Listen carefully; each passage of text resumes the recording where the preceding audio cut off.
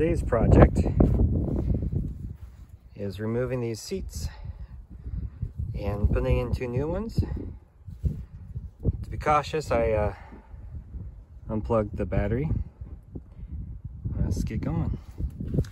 There's 2, I guess, nuts that I'm going to take off. So that little piece does come out.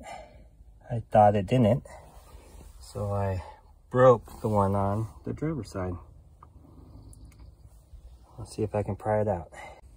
Next, you take that screw out and this screw out.